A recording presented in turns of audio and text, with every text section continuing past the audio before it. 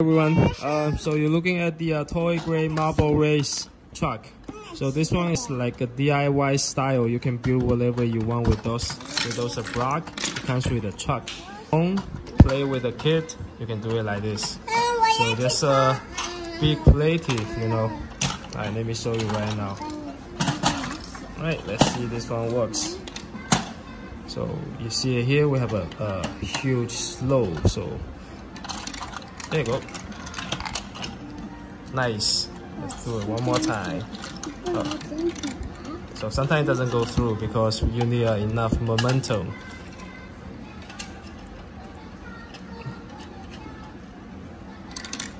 There you go. Yes.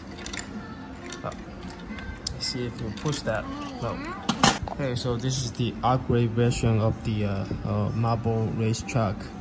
I add the small device here. It comes with the toy, and once you put the ball inside, it will circle, and it will using the centrifugal force to bring the ball accelerate.